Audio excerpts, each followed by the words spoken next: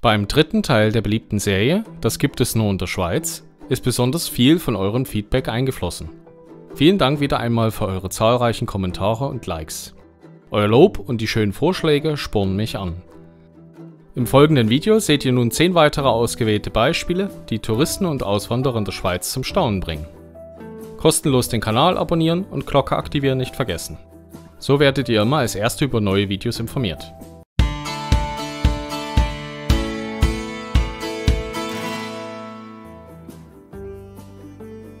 Pontoniersport. In anderen Ländern kennt man Pontoniere nur als Teil des Militärs.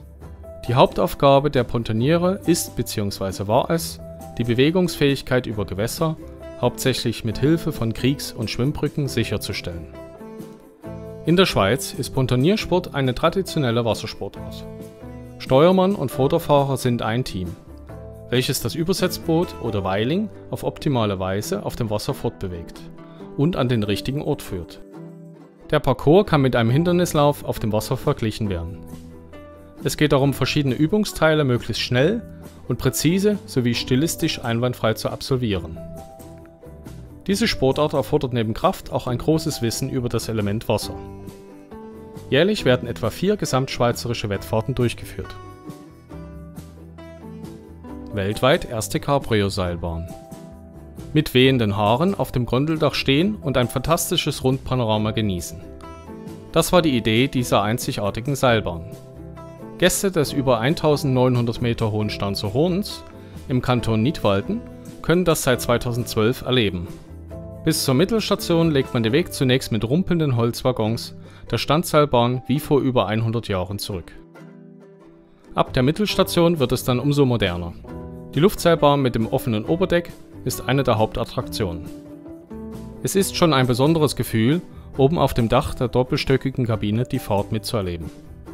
Einfach mal den Fahrtwind und die Aussicht genießen, ohne störende Seile oder ein Dach über dem Kopf zu haben. Die Cabrio-Seilbahn verfügt über ein offenes Oberdeck, welches auch während der Fahrt über eine Wendeltreppe erreicht werden kann.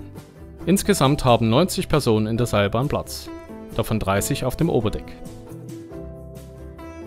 Land ohne Hauptstadt.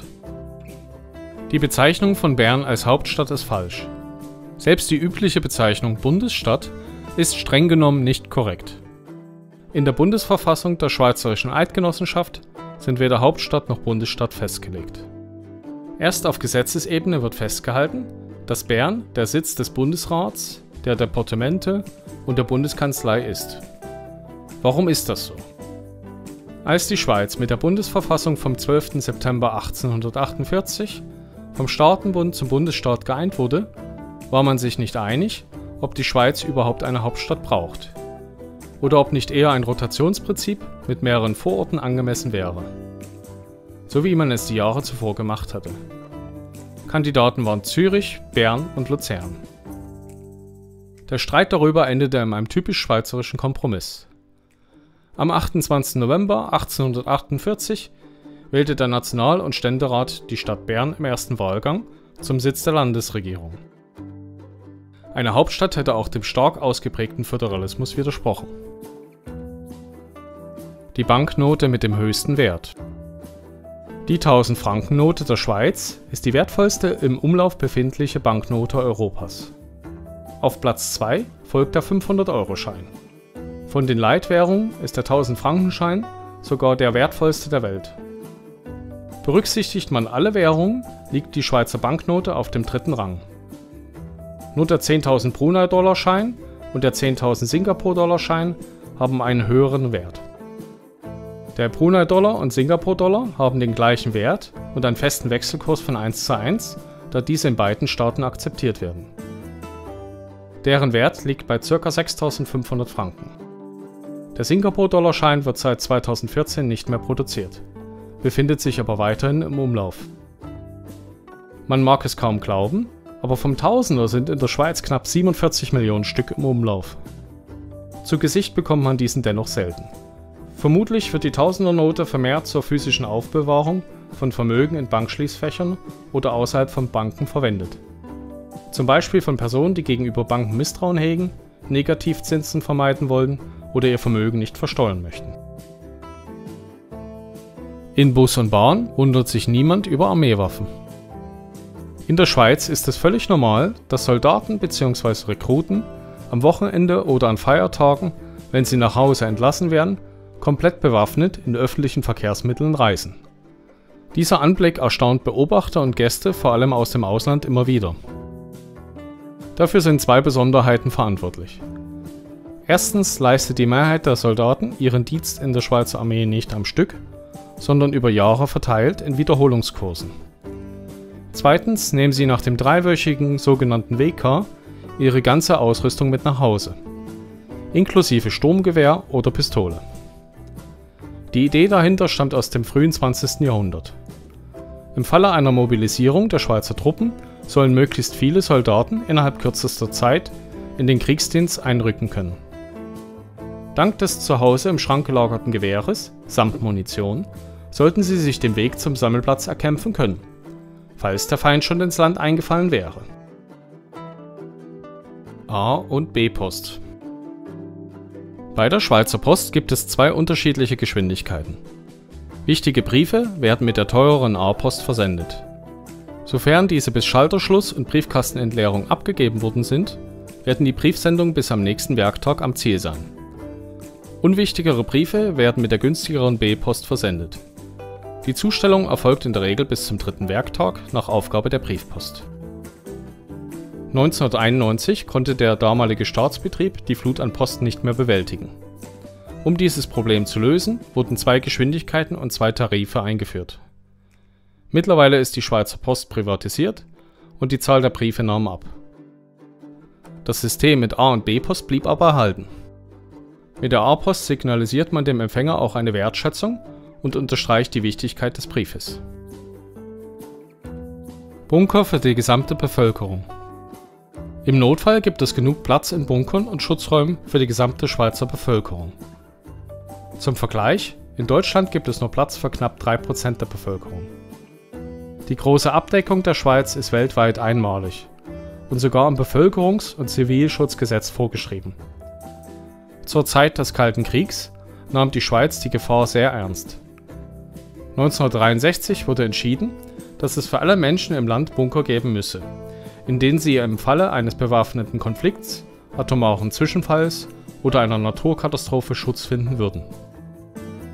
Folgendes schreibt das Gesetz vor: Sind in einer Gemeinde zu wenig Schutzplätze vorhanden, so sind beim Bau von Wohnhäusern Schutzräume zu erstellen. Neben der dicken Stahlbetontür gehören ein Ventilationssystem und eine Gasfilteranlage zu den elementaren Bestandteilen. Allerdings müssen Schutzräume mittlerweile in größeren Gemeinden nur noch bei größeren Überbauungen erstellt werden. Wird beim Hausbau kein Schutzraum erstellt oder ist der Schutzplatzbedarf bereits gedeckt, so muss ein Ersatzbetrag entrichtet werden.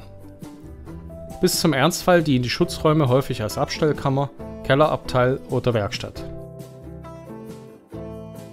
Der Rösti-Graben. Klingt lecker, aber bei diesem Graben geht es meist um Politik.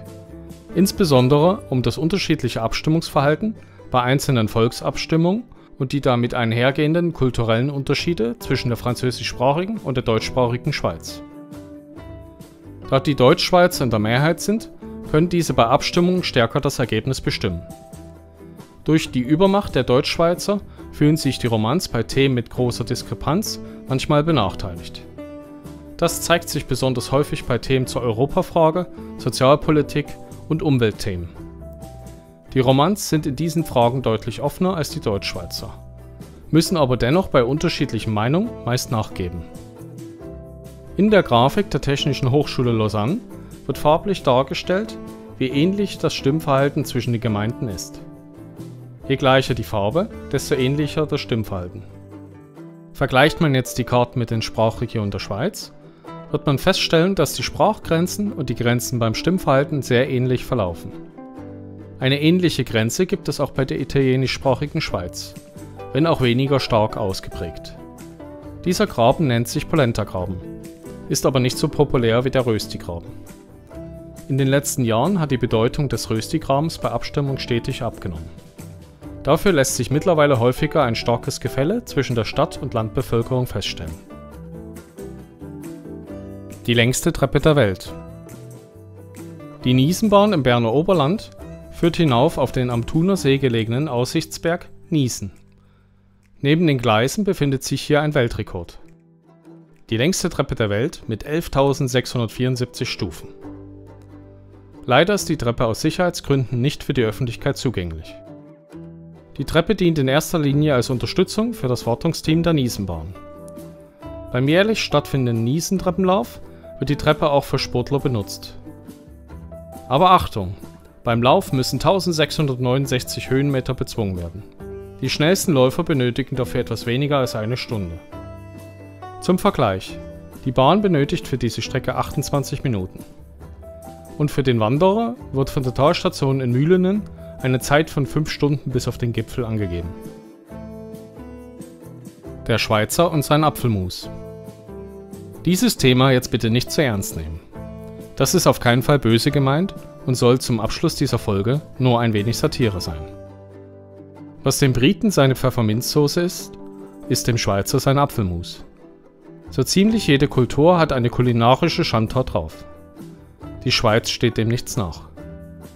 Macaroni mit Hackfleischsoße? Klingt lecker und ist es auch.